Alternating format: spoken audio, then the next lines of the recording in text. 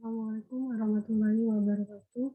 Perkenalkan, saya Lestari, jurusan akuntansi, NIM B200119663. Baik, di sini saya akan mempresentasikan makalah konseptual untuk memenuhi tugas mata kuliah Bahasa Indonesia. Di sini saya ambil judul Konsep Dasar Budaya Indonesia. Dalam makalah konseptual ini, seperti biasa, ada cover, perkataan penulis ataupun pengantar penulis, kemudian ada daftar isi.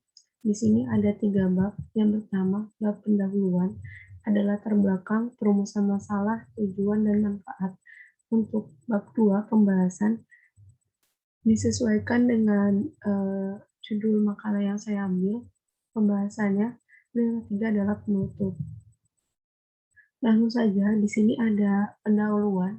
Pendahuluan ini terdapat latar belakang dari kebudayaan itu sendiri.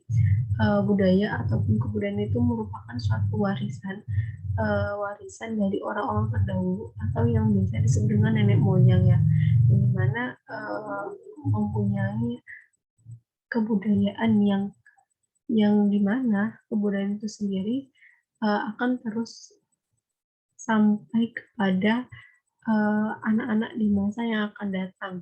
Karena budaya ini sifatnya memang secara turun-temurun gitu, jadi bisa dinikmati ataupun bisa dirasakan oleh generasi-generasi selanjutnya.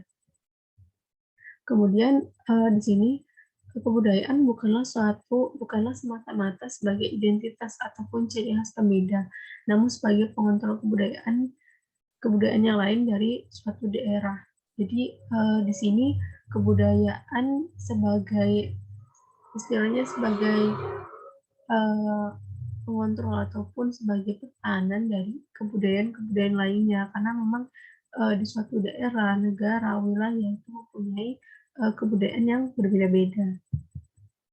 Lanjut, di sini ada rumusan masalah. Rumusan masalah disesuaikan. Di sini ada apa itu hakikat, definisi kebudayaan, kemudian ada wujud dari kebudayaan, unsur-unsur, dinamika perubahan, langkah-langkah. Ini juga ada tujuannya. Tujuannya sama, disesuaikan pula. Ada manfaatnya. Di sini manfaatnya dimana dengan setelah membaca makalah ini, teman-teman bisa paham terkait kebudayaan dan gimana sih cara tetap mempertahankan kebudayaan itu sendiri. Terus selanjutnya ada bab 2, pembahasan. Di sini yang pertama kita bahas terkait hakikat kebudayaan. Bahwasanya Aristoteles menyebutkan bahwa manusia itu sebagai zoopolitikon, manusia tidak bisa hidup sendirian. Maka masyarakat merupakan dasar bagi segala aktivitas yang dilakukannya.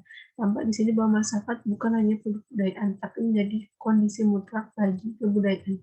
Jadi kebudayaan itu benar-benar melekat pada suatu kelompok manusia atau masyarakat yang memang pada dasarnya kebudayaan itu terbentuk dari kelompok-kelompok masyarakat itu sendiri. Dan yang kedua ada definisi kebudayaan. Definisi kebudayaan terdapat dari KBBI. Di sini juga ada bahasa Sanskerta yang berbentuk jamak. Di sini ada budi yang artinya budi ataupun akal, bisa diartikan sebagai hal yang berkaitan dengan budi dan akal manusia. Kemudian secara etimologis, di sini juga ada budaya adalah suatu pola hidup menyeluruh budaya bersifat kompleks, abstrak, dan luas. Di sini ada beberapa pendapat dari para ahli, ada dari E.B. Taylor, kemudian ada Erlinton, Kuncharaningrat, Selo Sumarjan, Herkovic, Bronislaw Malinowski, kemudian ada dari Kulkuan dan Kelly, ada Dawson, dan ada Glenn Van Dijk. Dari para ahli tersebut dijadikan satu pengertian ya. Di sini ada sebagai pemikiran ataupun akal budi, sedangkan itu budaya diartikan sebagai pemikiran ataupun akal budi kebudayaan diartikan sebagai hasil kegiatan dan penciptaan akal budi itu sendiri. Terus ada juga terkait unsur-unsur kebudayaan, di sini juga banyak pendapat yang menyebutkan dari unsur-unsur kebudayaan tersebut. Kemudian disimpulkan, di sini ada yang pertama adalah teknologi menjadi salah satu unsur-unsur pokok dalam kebudayaan tersebut. Kemudian ada sistem mata pencaharian, ada nilai. Nilai ini sebagai penentuan dari suasana kehidupan kebudayaan, nilai-nilai, kemudian ada norma aturan, sanksi, denda, itu ada sistem kekerabatan dan organisasi sosial yang dimana memang bahwasanya kebudayaan itu terbentuk dari suatu kelompok. Jadi tidak heran bahwa di sini ada unsur dari kebudayaan itu sendiri adalah sistem kekerabatan dan organisasi-organisasi sosial. Dan di sini juga ada bahasa.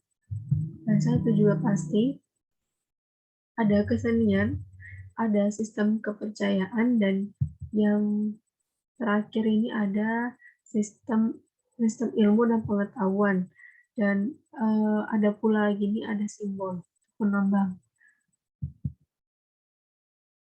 Nah, di sini juga ada wujud dari kebudayaan itu sendiri, yang dimana wujud ini dieksistensikan oleh manusia ataupun diekspresikan, yang diantaranya manusia itu berprinsip material dan prinsip spiritual ataupun keagamaan, yang di situ terwujudlah wujud dari kebudayaan itu sendiri. Di sini ada dari Muningman, itu dia menyebutkan ada wujud kebudayaan, yaitu ada gagasan, aktivitas, dan artefak ataupun karya. Lanjut, di sini juga ada ciri-ciri kebudayaan. Ciri-ciri kebudayaan itu adalah kebudayaan itu adalah produk manusia. Nah, kebudayaan selalu bersifat sosial, dan kebudayaan diteruskan lewat proses belajar. Karena dalam proses belajar ini pasti ya perlu diajarkan kepada generasi-generasi selanjutnya terkait budaya itu sendiri. Terus kemudian yang keempat ada kebudayaan itu bersifat simbolik ataupun lambang, dan ada kebudayaan itu adalah sistem pemenuhan berbagai kebutuhan manusia. Jadi juga ada dinamika perubahan kebudayaan, karena kebudayaan itu sifatnya juga turun-temurun, bisa dirasakan ke generasi-generasi selanjutnya, asalkan memang ada sistem pengajaran terkait kebudayaan itu, maka ada nih perubahan-perubahan dari kebudayaan itu sendiri tiap zaman ataupun tiap waktu gitu. Nah, di sini ada faktor-faktor yang mempengaruhi perubahan tersebut. Yang pertama adalah karena faktor dari lingkungan alam. Yang kedua adalah dari kontak suatu kelompok masyarakat dengan suatu kelompok masyarakat yang memiliki norma, nilai, dan teknologi yang berbeda-beda. Dan yang ketiga ada perubahan yang terjadi, seperti adanya penemuan dan ada inovasi-inovasi lainnya. Dan yang keempat ada mengadopsi elemen kebudayaan material yang tadi dikembangkan oleh bangsa lain. Nah, yang kelima, ini adalah memodifikasi ataupun menambah-nambahkan, mengurangi dari kebudayaan yang asli. Dan yang terakhir adalah tahap-tahap perkembangan kebudayaan.